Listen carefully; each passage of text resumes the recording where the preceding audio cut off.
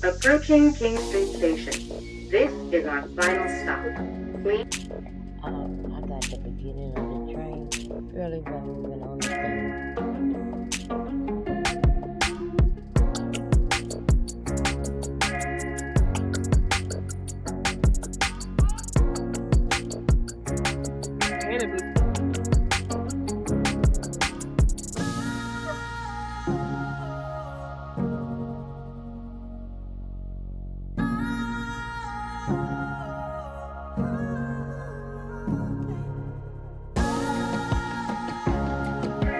You walking way ahead of me. I'm trying not to get you. Well, I can't be walking behind you though, so just. I'm trying to figure out the direction.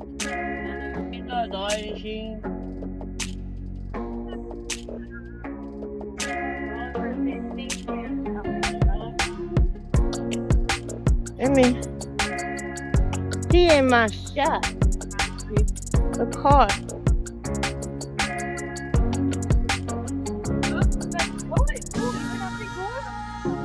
What happened? Oh, there's like just basic lack of guys have to mention by every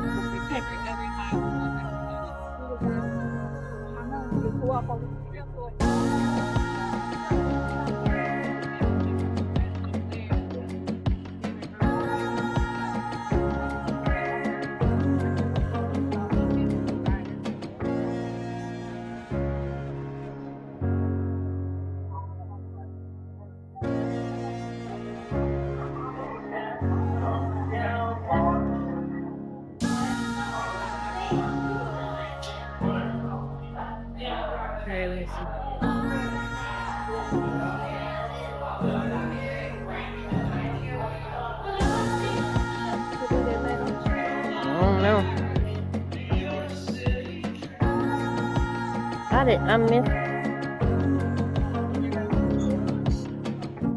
They be in the front.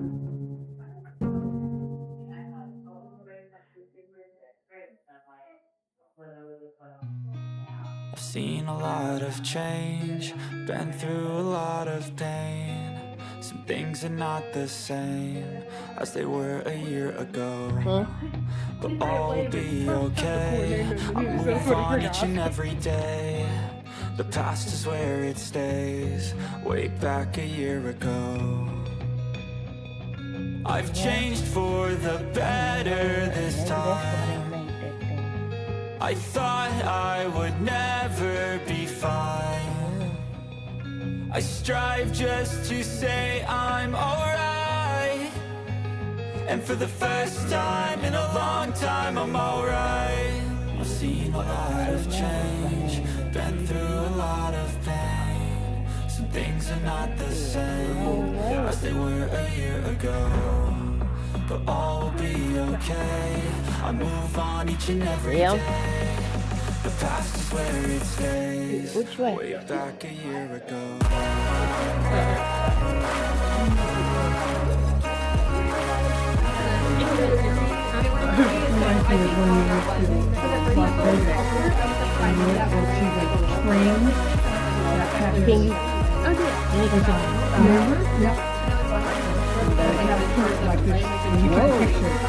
I'm going back, I'm not falling. I'll push all my chips and call Island. I'll be myself, you keep stalling. I hear destiny and it's calling. I'll keep my head up high for the downs and lows, and we're all growing life. And nobody knows, but I'ma choose what's right and take what comes and goes. And ain't no one in life holding me back no more. No matter what. I don't know what they were saying. They were looking at a bus. One restaurant. That big block. All be okay. I move on each and every day. Getting off that little road. Way back a year ago.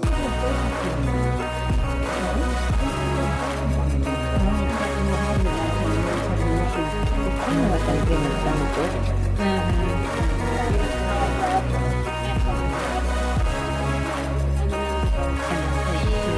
Oh, you know.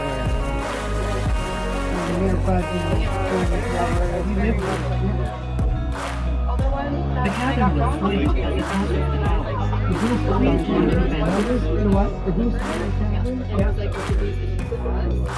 I went, over the auction. I don't think I knew any of it.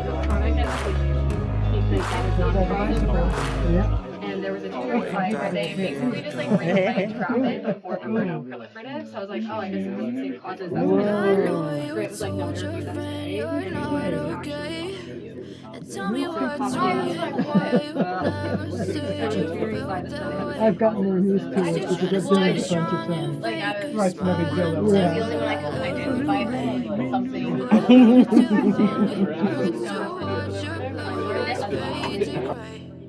As you fade away,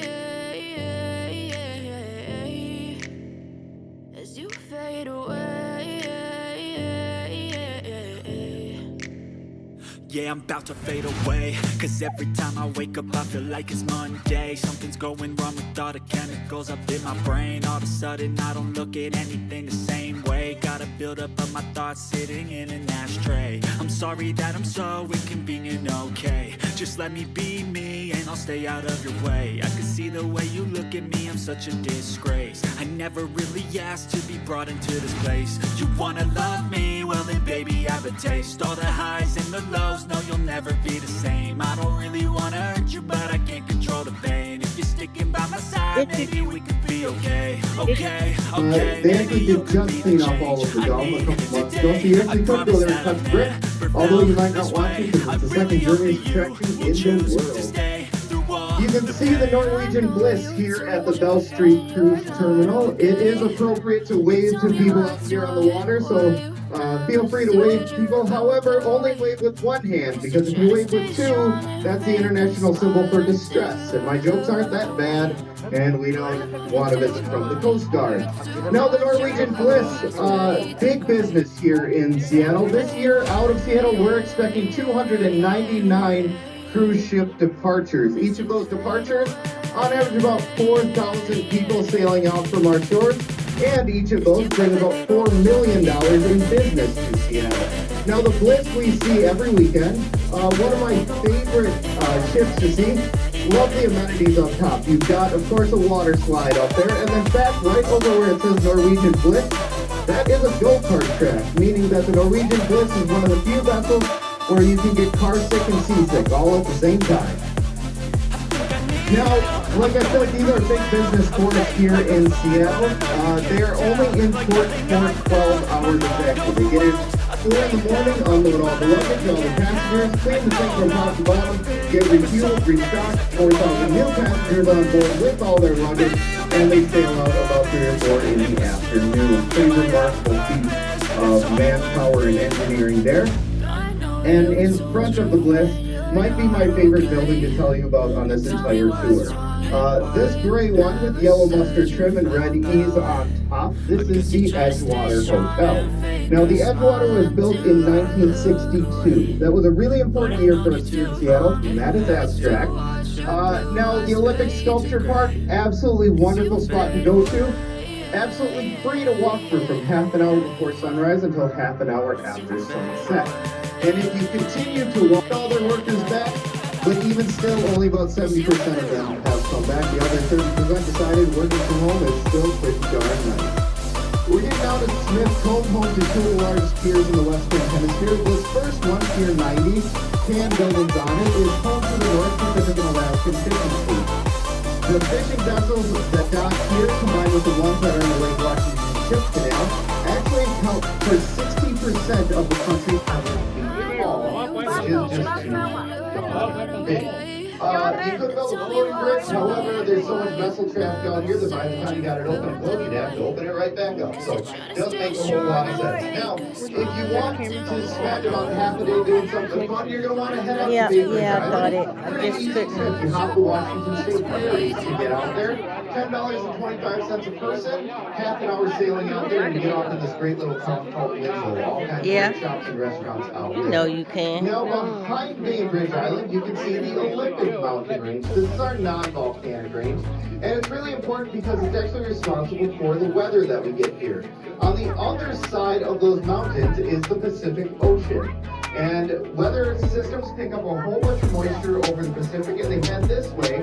But by the time they get to those mountains, they're too heavy to get over top. So we only actually get about 30 to 34 inches of rain every year, which is barely in the top 50. Sitting there, I couldn't